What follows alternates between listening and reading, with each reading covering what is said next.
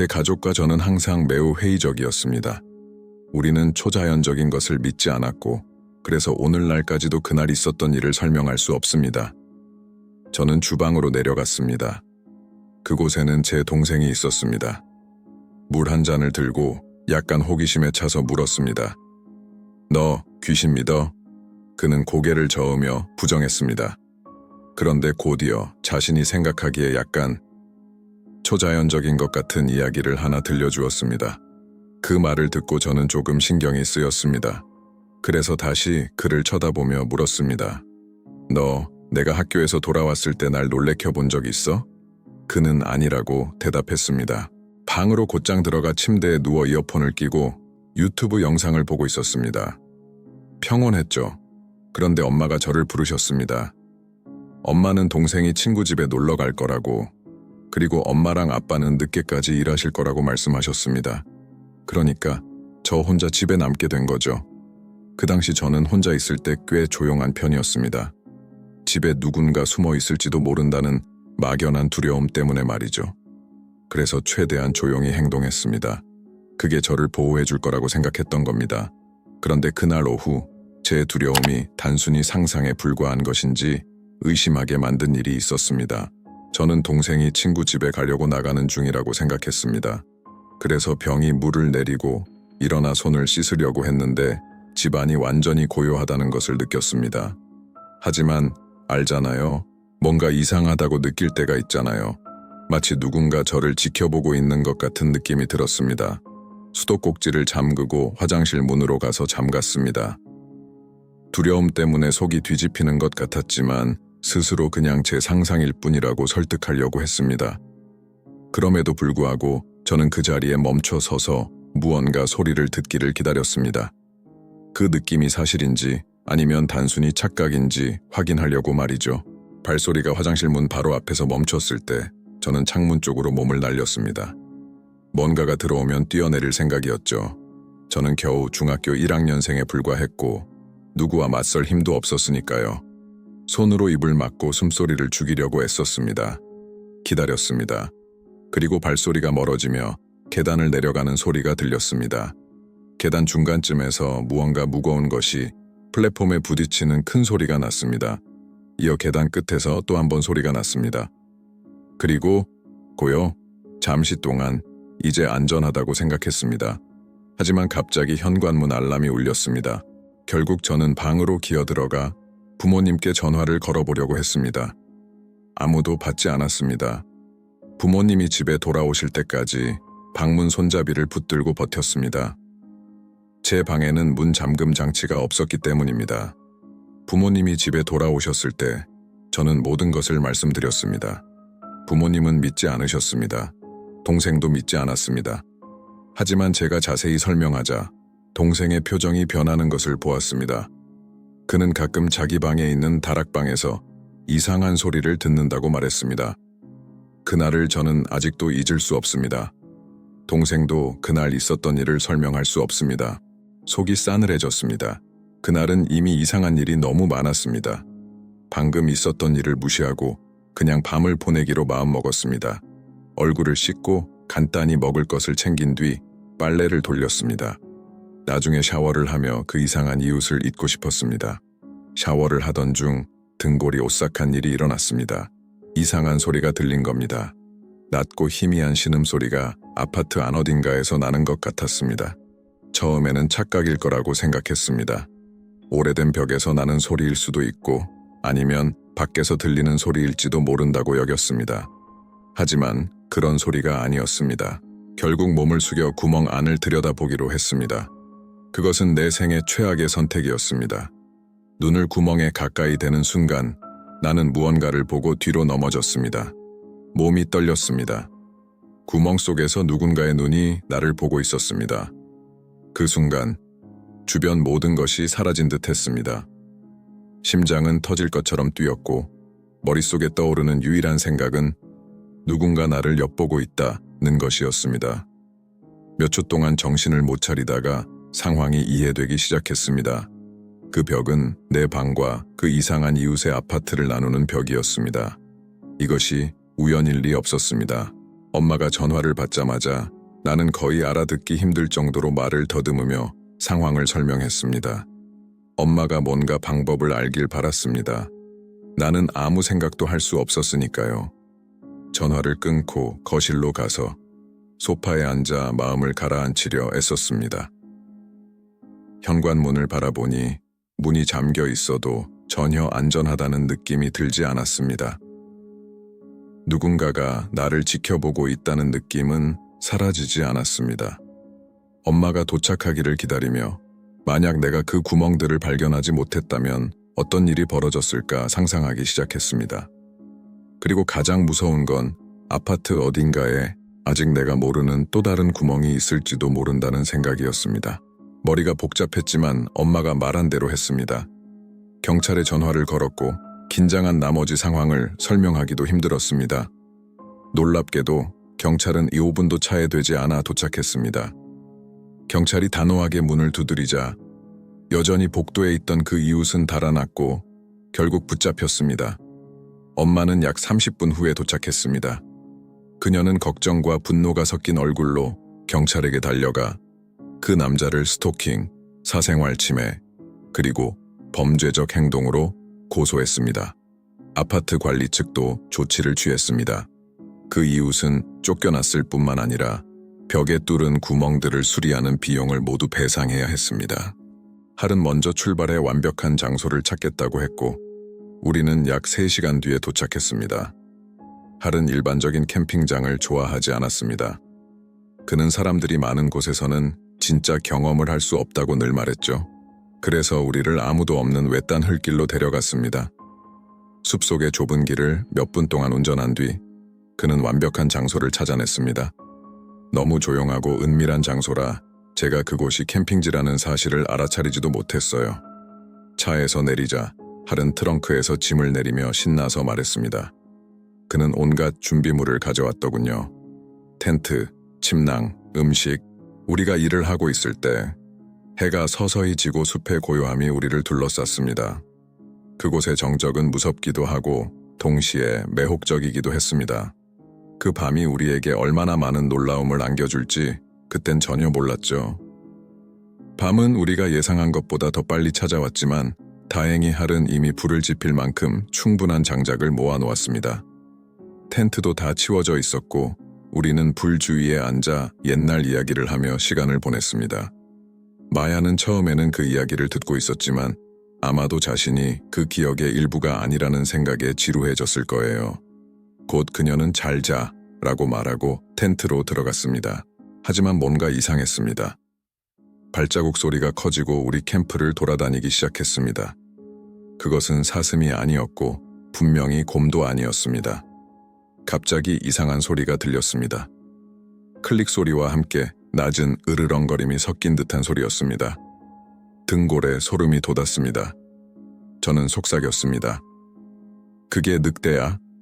할은 대답하지 않았습니다. 그는 그저 급하게 저에게 텐트로 들어가라는 손짓을 했습니다.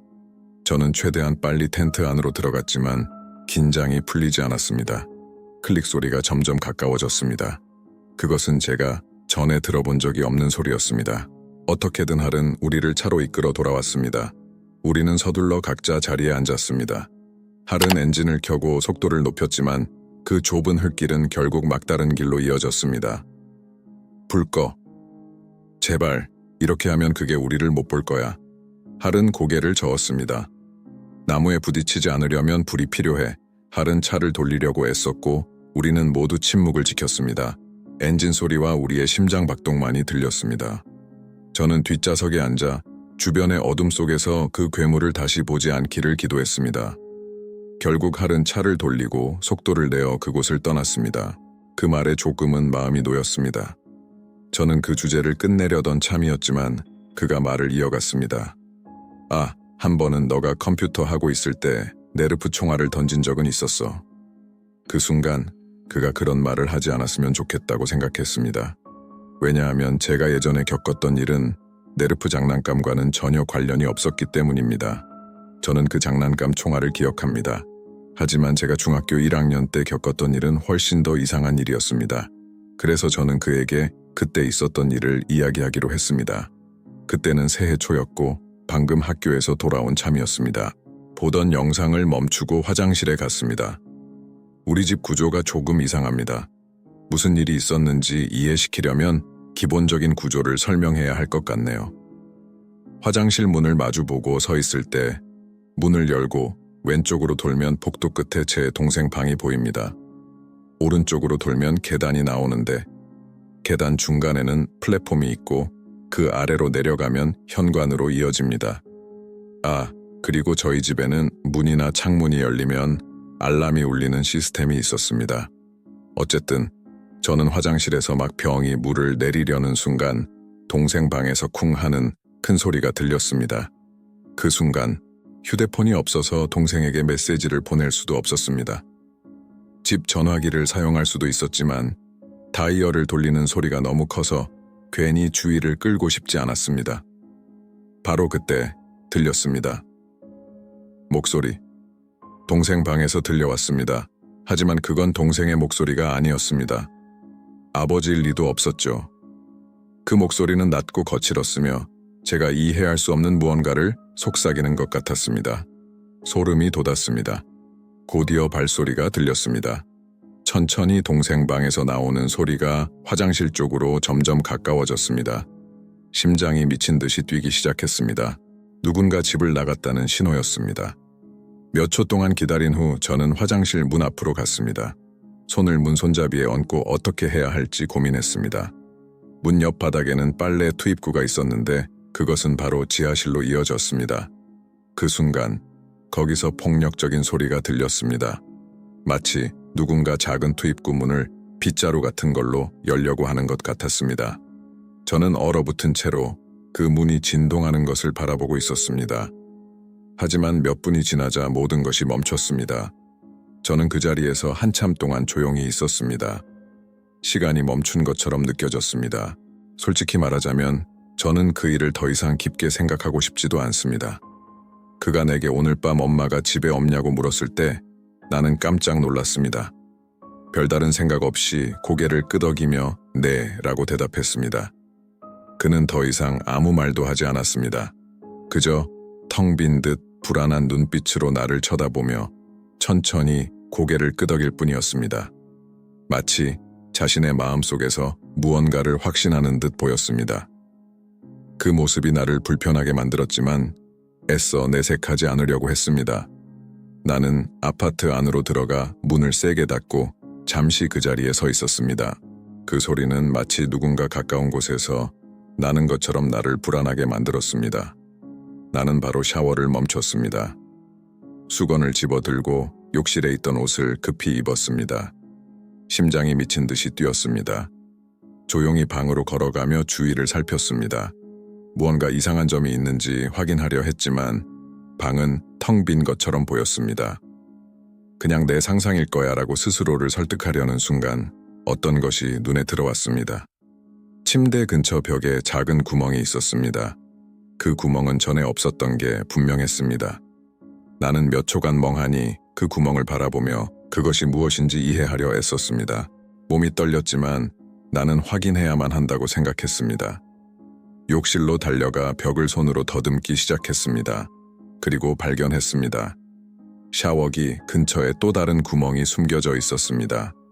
방에 있던 것과 똑같은 모양이었습니다. 그는 내 아파트 벽을 뚫어 나를 훔쳐보고 있었습니다. 머릿속이 복잡해졌습니다. 이 일이 언제부터 있었던 거지? 내가 모르는 사이 몇 번이나 나를 지켜봤던 걸까? 또 다른 구멍이 있을 수도 있지 않을까? 온몸이 얼어붙었지만 뭔가 해야 한다는 생각이 들었습니다. 떨리는 손으로 휴대폰을 잡고 엄마에게 전화를 걸었습니다. 그날 밤은 내 삶을 완전히 바꿔놓았습니다. 그 이후로 그 이웃을 똑같은 시선으로 바라본 적이 없고 그 아파트 안에서 완전히 안전하다고 느낀 적도 없습니다. 제가 아직 엄마와 통화 중이었을 때 아파트 문을 세게 두드리는 소리가 들렸습니다. 그 사람이었어요. 그 무서운 이웃. 그는 멈추지 않고 소리를 질렀습니다. 당장 문 열어. 심장이 미친 듯이 뛰었습니다. 그 남자는 내가 구멍들을 발견했다는 걸 알고 있었습니다. 전화기 너머로 엄마는 패닉에 빠졌습니다. 그녀는 즉시 말했습니다. 지금 바로 경찰에 신고해. 내가 최대한 빨리 갈게. 그날 밤 이후 제 삶은 달라졌습니다. 제 공간 안에서 누군가에게 관찰당하고 있다는 느낌을 잊을 수가 없었습니다. 그리고 구멍 너머로 나를 바라보던 그 눈은 제 기억 속에 강렬하게 남아 있었습니다. 이제 다른 이야기로 넘어가 볼게요. 한 번은 제 친구 할과 캠핑을 갔던 날을 절대 잊지 못할 거예요. 할은 자연을 무척 사랑하는 사람이었어요. 경험 많은 스카우트 출신으로 항상 야외 모험을 계획하는 사람이죠. 그날 그는 평소와는 조금 다른 여행을 제안했고 저를 초대했어요. 제 여자친구 마야도 마지막 순간에 초대를 받고 우리와 함께 가기로 했습니다. 화장지, 응급처치 키트까지. 그는 평소에는 훨씬 적은 짐을 챙기지만 마야와 제가 초보라 가볍게 가기로 했다고 말했습니다. 우리는 조금 걸어서 완벽한 캠핑 장소를 찾았습니다. 할은 즉시 각자 맡을 일을 분배했습니다. 그는 제가 텐트를 2개 설치해달라고 했고 저는 그 일을 알고 있었기 때문에 문제 없었습니다. 마야는 제 옆에서 텐트를 준비하며 물건을 정리하는 걸 도왔습니다.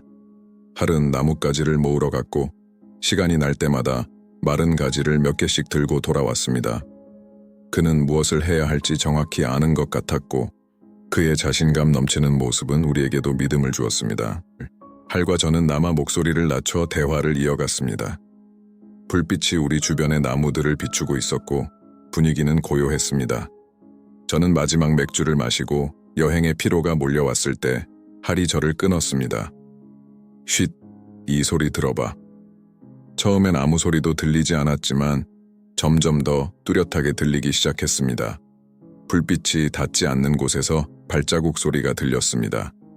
저는 그게 사슴일 수 있다고 물었고 할은 침착하게 아마 그럴 것이라고 답했습니다.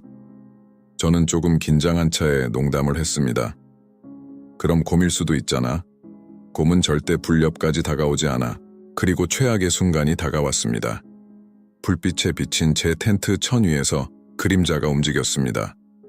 그것은 거대하고 2다리로 걸어가고 있었습니다. 저는 움직이지 않고 입을 막고 있었습니다. 무겁게 내딛는 발자국은 할과 마야가 있던 다른 텐트 쪽으로 향했습니다. 그 순간 마야의 절망적인 비명이 들렸습니다. 그녀는 마치 뭔가가 그녀를 죽이려는 듯한 소리로 비명을 질렀습니다. 그때 할도 소리쳤고 순간 그들은 텐트에서 뛰쳐나왔습니다. 저는 아무 생각 없이 그들을 쫓았습니다. 우리는 어둠 속을 달렸고 손전등도 없이 무거운 발자국 소리만 뒤따랐습니다. 우리는 모든 것을 두고 떠났습니다. 텐트, 침낭, 음식, 중요하지 않았습니다. 아무도 다시 돌아갈 생각이 없었습니다. 그 길을 가는 동안 마야는 여전히 충격을 받은 상태였습니다. 그녀는 숨을 몰아쉬며 무슨 일이 있었는지 이야기해 주었습니다. 무언가가 그녀의 텐트를 밀며 천을 찢으려 했다고 했습니다. 그게 무엇이었는지 우리는 오늘날까지도 알지 못합니다. 마야는 그동안 그런 것들을 본 적도 들은 적도 없다고 했습니다. 할도 마찬가지였습니다. 우리가 아는 건 그것이 거대하고 2발로 걸어 다녔다는 사실뿐입니다. 인간 같지 않았습니다.